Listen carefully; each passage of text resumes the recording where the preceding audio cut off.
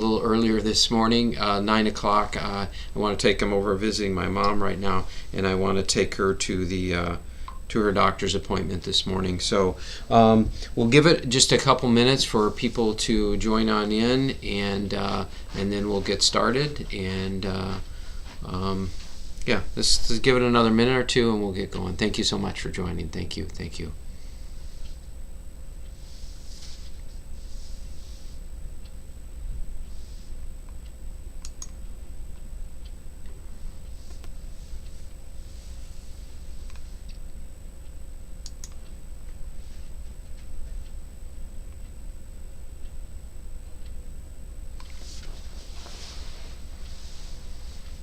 I'll be right back. Give me one moment.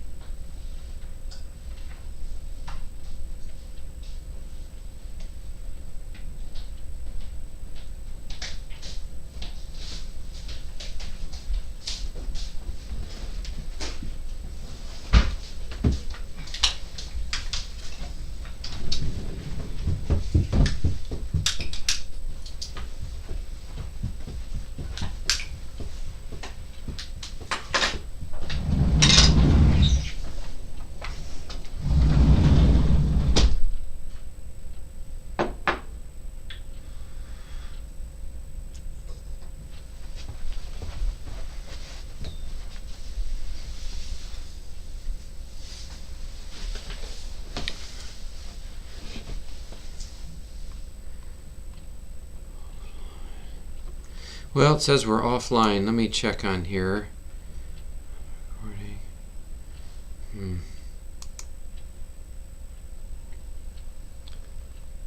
What's going on here?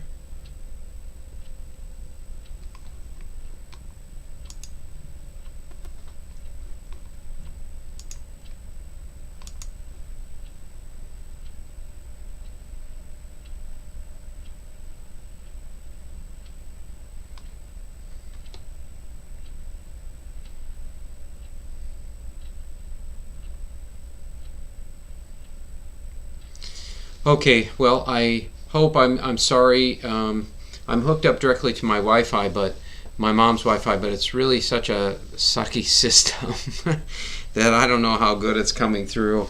But what's true is there will be a recorded message, I think, on here that should hopefully come through. So if this doesn't work out, then hopefully the rest of it does.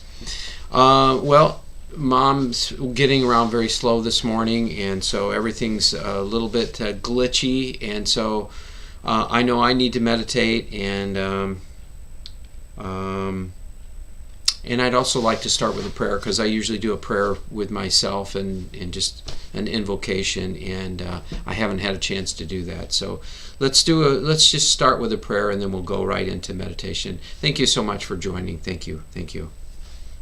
Just closing your eyes, taking in a nice deep breath, and just really being here, present in this moment,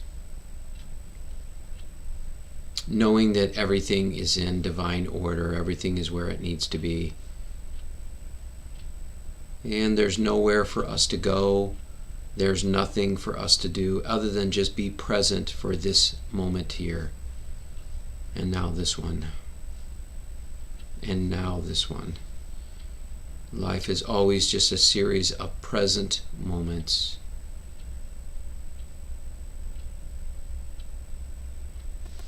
Heavenly Father, Divine Mother, we pray that you help to open our hearts, open our minds, help us to empty out that which we are not, so that we may recognize and live from the place that we truly are. We give this meditation over to you. We let go of all intentions, all agendas, and we just be here right now in this moment, and we let go of our stories of what is a good meditation or a bad meditation, and we just give this whole thing over to you, and we completely surrender into your love, your light, your joy, your peace, which we know is ours as well. And we thank you, and we thank all the sages and saints that come forward for this meditation to love us, to bless us, and support us. And we allow in all your love, blessings, and support, and grace as well. Thank you, thank you, thank you, thank you, thank you. Amen. So let's just do one more deep breath. And just really be here. And I invite you just to fully surrender into whatever physical structure you're sitting or laying on. Just allowing your body, physical body, to be completely supported.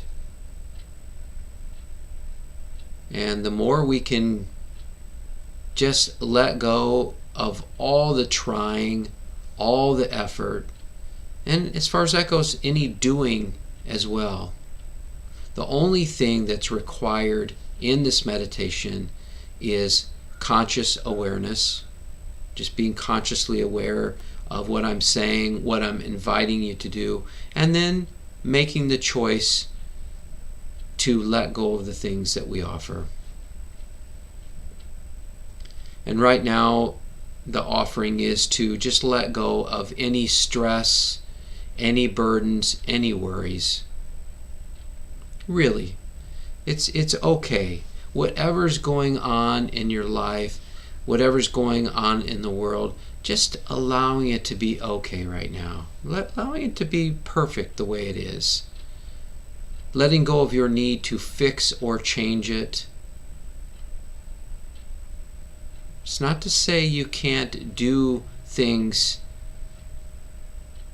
to fix or change, but let the fix and change not come from a place of fear or need or any unhealthy thoughts or beliefs, but rather from that place of stillness within. But right now, just letting go of any heaviness whatsoever, and feel your body getting lighter and lighter as you just release all this heaviness that you've carried around, all the past, just letting go of all the shame, all the guilt, all the blame. When the yogi Sri Sri Ravi Shankar was once asked, is it good to feel guilt? He said and he had his finger and his thumb barely separated, and said, just a little bit. Most people give way too much. So it's only enough as a moral compass to see, something is not right here. And guilt, just a tidge of it could be useful, but that is all of the past. Your shame is of the past. The blame of you and others is all of the past. And if you feel that it's not good to release those, then I invite you to at least let go of them for this meditation, or set them to the side.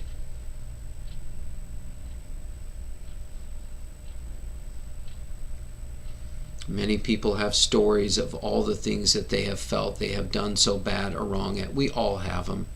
We've all done things that we feel the shame, the guilt, and the blame with. But right now, I'm inviting you to just let all of those things go. Just let it go. And let's just create a sanctuary of peace, of joy, of love, and of life, and of God.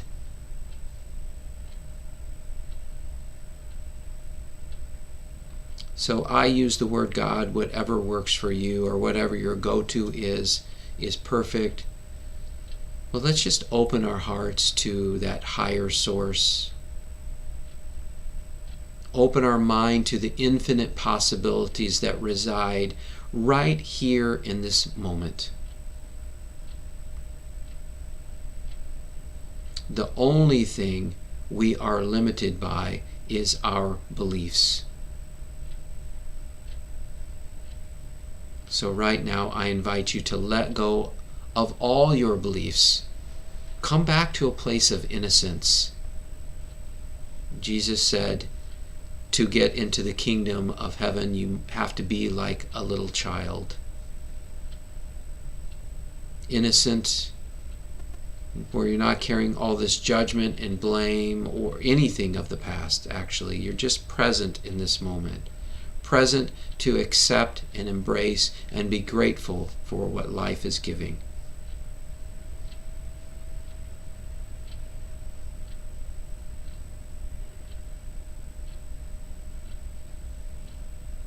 And I invite you to let go of any stories about who you are, who you think you are, who you think you should be.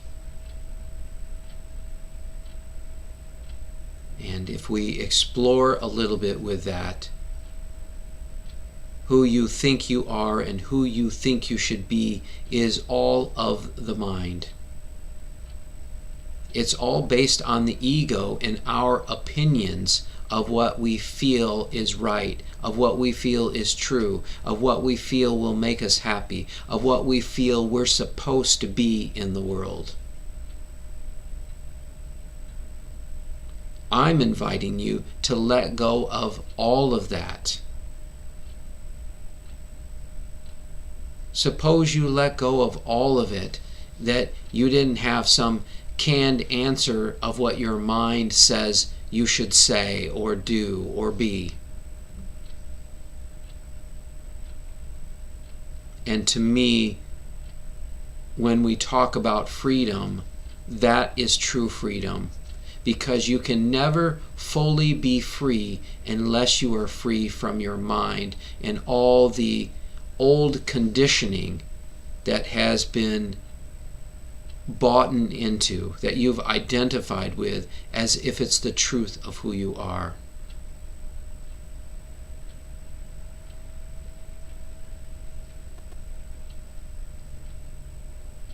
It's hard for people to understand sometimes the duality of the mind, but the mind judges. That's what it does. It judges things as good and bad, right and wrong. And because of that, the mind doesn't understand what true happiness, peace, or love is. It cannot, because it's all based and rooted in logic of good and bad.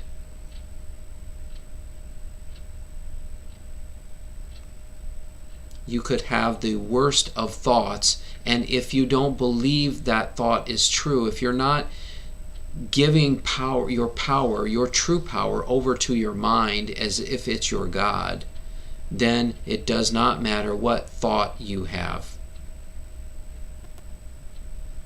or belief you have if you're not buying into it.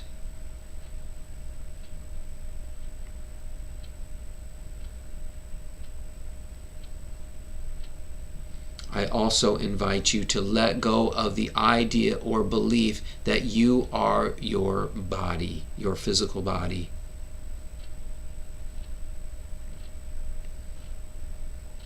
And as we know, anything physical about you will someday be no longer. Everything outside of yourself, including the body, because you are not any shape or form or any physicalness, everything outside of your true self, the physical, will someday die. And you have to ask the question then, if I am my mind, then how could I carry along with me beyond this life any intelligence, any memories of experiences or beliefs? If you were anything physical, you would not be able to be the eternal truth that you are. Because those things will all die. Your thoughts come and go, your beliefs change along the way, all your experiences will be forgotten, your memories will fade away, and certainly your body fades away as well. What is the one thing that never fades away, that never dies, that never diminishes? That is the you that is consciously aware of all my voice, of your thoughts, of your beliefs, any sounds, any of the five senses. And it is also the one who is consciously aware of your physical body.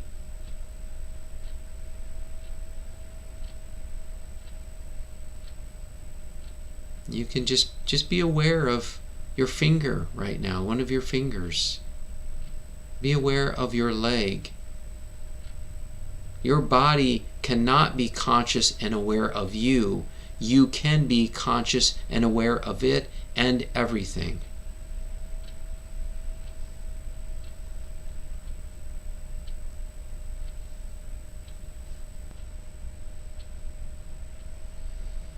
What this meditation and pretty much all my meditations are about is to help you realize that you are not these external things.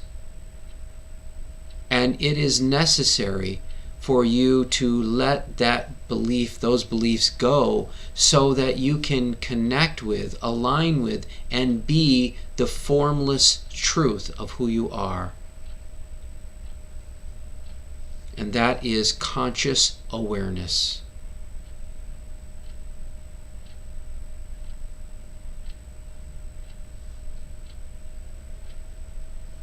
My mind gets busy, and I don't know if I've given examples at different times, and I don't know if you think my mind is real still or not. But it really doesn't matter whether your mind is still or busy. Why doesn't it matter? If you're being conscious and aware, then it's irrelevant. And sometimes I just need to, when I become conscious and aware of my thoughts, what generally happens actually is I'll find that I'm stressed or I'm not feeling the full peace that I know I can feel. And in that moment, I just take a step back and just do an inner inquiry. An inner inquiry to just say, what's going on for me right now? Oh, okay. Yep, I see I ate some sugar last night, and I know that the sugar is not good for me. I want to challenge your beliefs about that you can take this challenge to other areas of your life. Who says the sugar is not good for you? And I know, because my mind is in on this game too. Everything we've read, everything we been taught, all the nutritionalists, and I'm not saying this just for about sugar addictions or any food addictions in specific. I'm saying about our addictions to certain beliefs. We're not addicted. We're just so identified with those addictions as if they're the truth of who we are that we know no way out. Please hear this. It's not about the addiction. It's about that we are so identified with that I am a sugar addict, I am a TV addict, I am a sex addict, I am a money addict. Whatever those things are, we have been tightly hooked into those as if it's who we are. And just notice when you describe to yourself or somebody, I am this. And it's different when you just say, I am. Not I am this or I am that, just I am. And I am refers to the pure beingness of who you are. But let me just wind back to the sugar addiction. So my mind says, oh, what an idiot. How many times are you going to eat sugar like this? You know it affects our body. So I want to respond to that, but I want to be clear with you. I am not here to convince you or persuade you of anything. And I'm not interested in adding to any beliefs that you have. I'm just offering you some different possibilities to explore with that you can use perhaps with food, with sugar, or perhaps with other areas in your life that you have identified with as if it's the truth of who you are. So my mind chimes in, why did you do that? Oh, that was so stupid. How long are you going to continue to do that? Can you just be conscious and aware of these thoughts that present themselves? And the mind has proof. It thinks it has proof.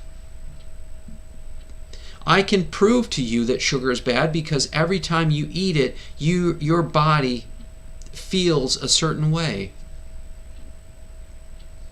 But why does the body feel a certain way? Is it because of what we have eaten? Or is it because what we have believed about what we ate? There are some people that can eat and do eat lots and lots of sugar.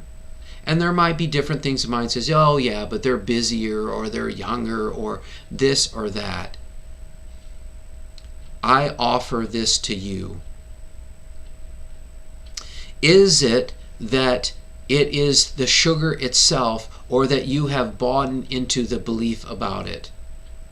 And your mind has all the proof to say exactly why it's a problem. Now you might say, oh Brett, you're just trying to justify so you can eat all the chocolate cake you want. And sometimes my mind tries to justify. But what I have also found true is there have been times where I said, no, I am not going to beat myself up. I don't know why I'm so hooked into feeling like I have to have some sugar right now. I don't know why that is. I just know that it's this strong, compelling feeling that I don't have a choice. Who is it that doesn't have a choice? Is it the core truth of who I am that is beyond any beliefs or ideas? Or is it just simply my small self that has bought into the truth and has all the ammunition it needs to prove that this is bad and wrong? But when I approach it to say, no, I don't know why I'm having this experience right now, but I feel like I can't resist it, and I'm just going to really enjoy this and be at peace with this. My body responds completely differently than when I eat it and then feel the guilt and shame for doing it. My purpose isn't to empower you doing what you feel you shouldn't do. My purpose is to be conscious and aware of all of it. My mind says, you shouldn't have done that. What an idiot. Can I recognize that that is just a thought and that these thoughts come and go, and that perhaps I can recognize that my small self, my ego self, has bought into this as the truth? Can I notice that? Without judgment, without blame, without needing to get rid of the addiction or the beliefs that I am addicted. Just noticing them. You are the witness of life. And there's nothing you need to change or fix or get rid of, but you do need to be conscious and aware of these things and allow them, these thoughts and beliefs, to pass on by. And sometimes when we're deeply rooted in these, we feel, no, this can't pass by. I can't, there's something that is holding on to it for me. So then can you just sit and be present with that? And not make your thoughts or your feelings bad or wrong. Oh God, I hate this lesson. Oh, I can't wait for it to get over. I know I never will awaken to the truth of who I am until I heal this lesson. These are all thoughts and beliefs of the mind. And you can do this with any limitation you have. I'm so cold. Who is cold? And what would happen if you let go of that belief that cold is bad? It's just cold. It's just a feeling. It's just hot. It's just a thought. It's just a feeling.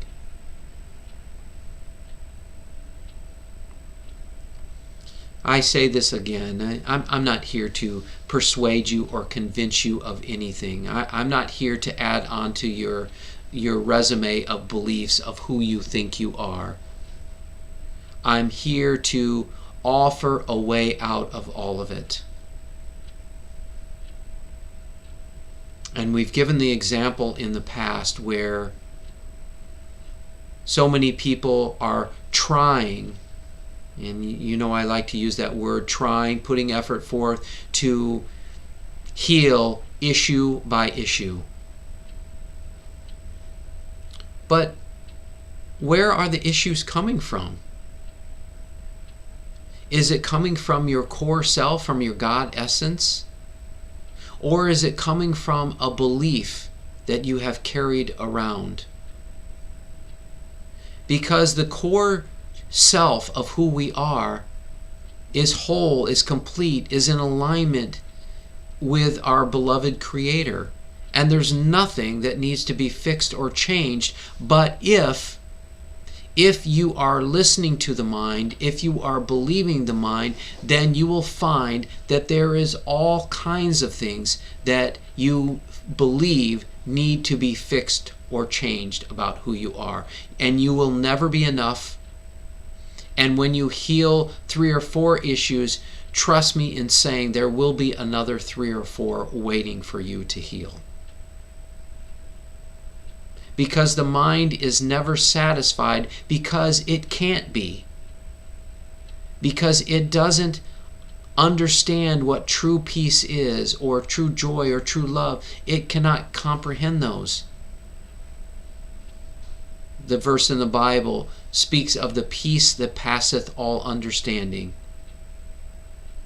And that's what the Apostle Paul was referring to, is that the mind cannot comprehend the peace, the true peace that is not only with you, but is you. So rather than focusing on healing issue by issue or cutting off branch by branch of the tree, why not just simply remove the tree from the root? What is removing the tree from the root? It's when you recognize that you are not your thoughts or feelings or beliefs or any stories about who you think you are.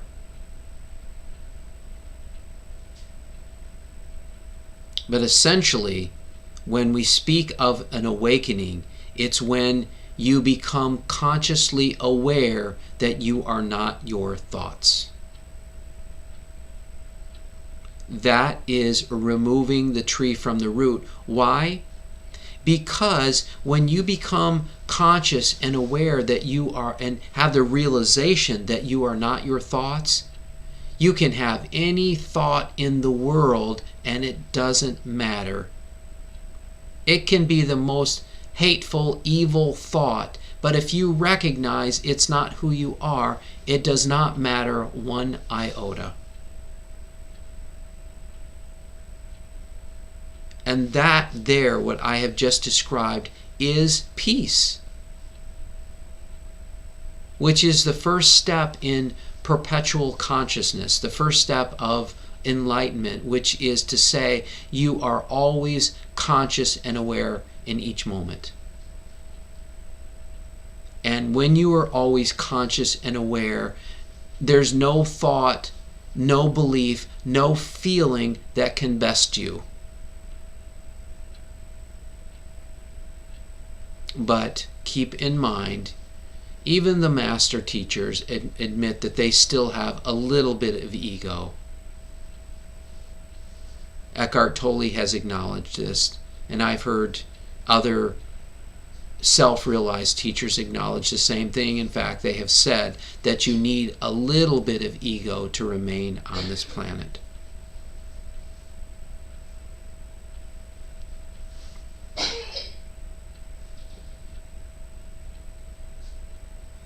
So I am sharing this with you, that people spend so much time trying to fix themselves as if they are broken. They are just working on themselves, trying so hard, putting all this effort forth in order for them to be whole.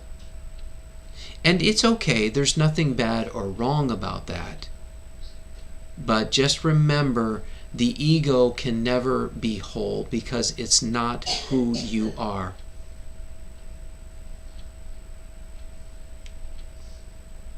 And the who you are, the conscious awareness of it all, doesn't need your mind, your thoughts, your beliefs, your ego to be any different than what it is. And it understands, it recognizes that all the thoughts, beliefs, feelings that present themselves, that every situation that presents itself is exactly here to help you to stop identifying with false beliefs.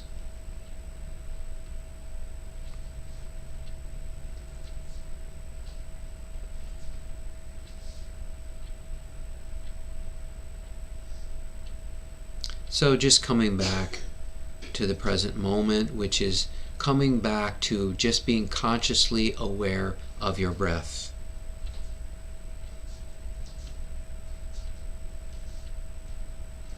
And since the breath happens all by itself and requires nothing from us, there is no trying, there is no effort, and there is no doing.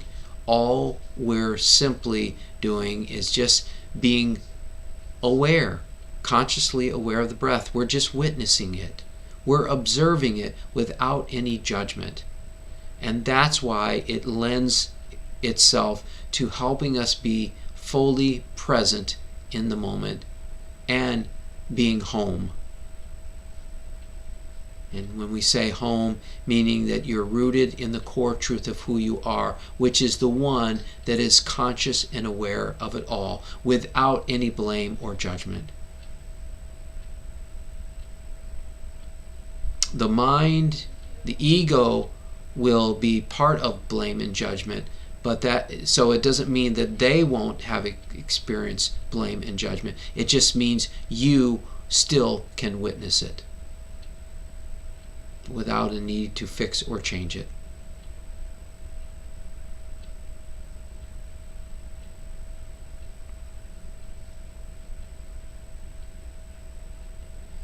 So just being conscious and aware of your breath, witnessing, observing, and as you do that, certainly there will be thoughts that come in. But again, it doesn't matter how busy your mind is. So you don't need to try to still your mind. You don't need to try to have a good meditation, because what is a good meditation? And who is telling you what a good meditation is? Is that your core truth, or is that just another belief in your mind?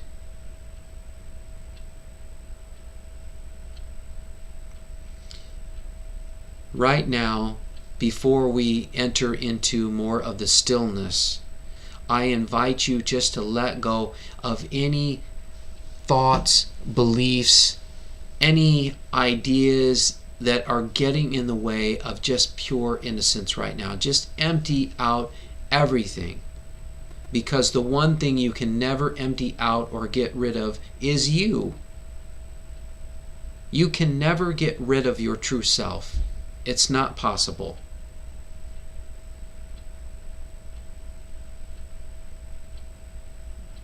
And I've emptied out many times, and I'm still here speaking with you. And I invite you just to let go of all the things, everything, because again, you can't get rid of you. So just empty out all of it and come back to a place of innocence and freedom.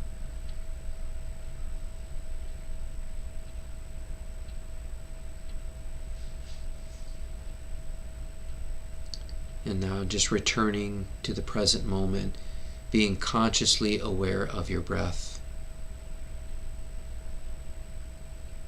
And when the thoughts come in, just simply allow them to gently, easily, effortlessly pass on by.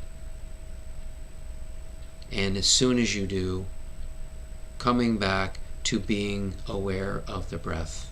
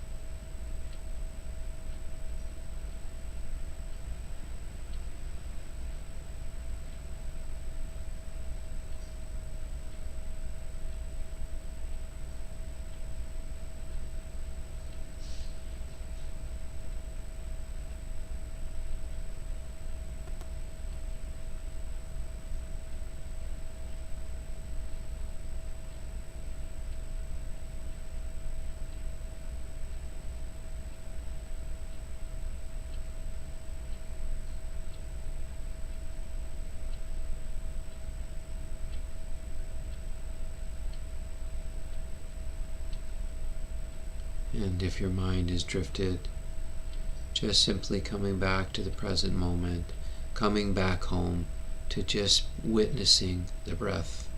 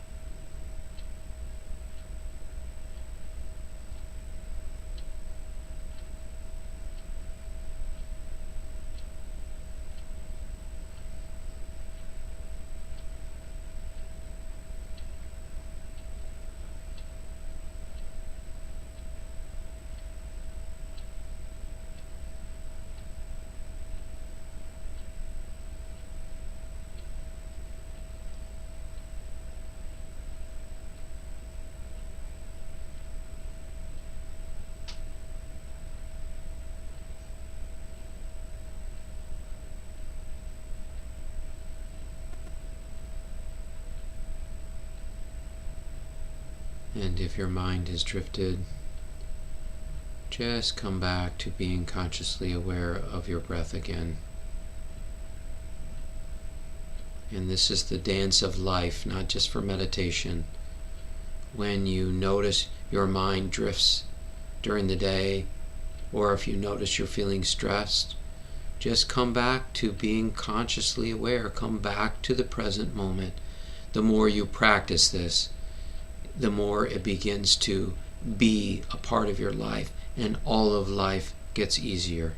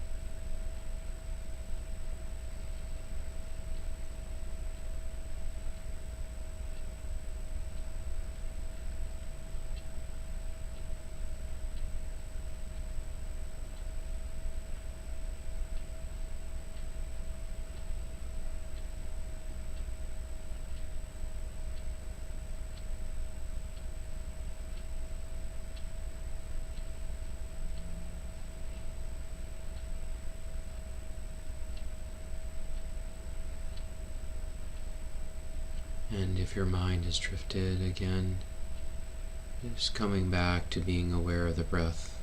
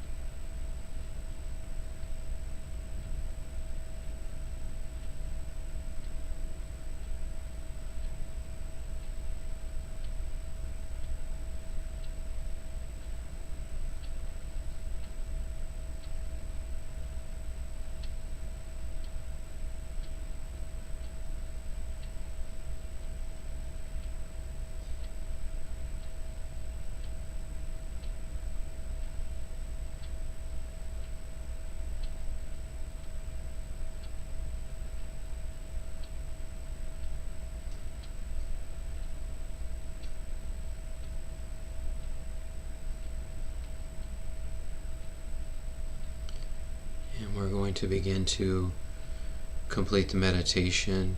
If you'd like to keep meditating, please mute or turn your device off. And thank you so much for joining me today. I greatly appreciate that. For those of you who are ready to finish, taking in a nice deep breath, making sure you're fully rooted and grounded back in the physical body that you use to get around in this life. And moving around a little bit, stretching a little bit.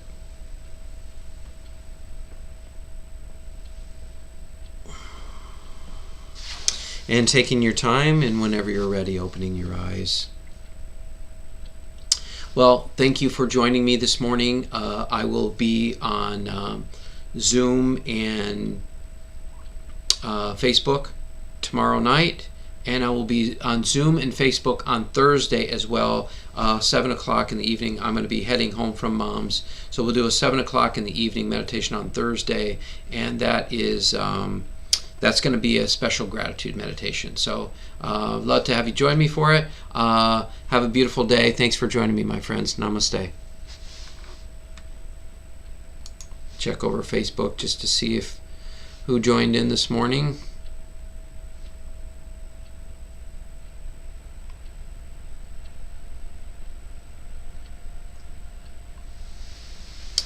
Cheryl, yeah, Cheryl. I hope you were able to connect with the whole thing, Cheryl. Glad you joined.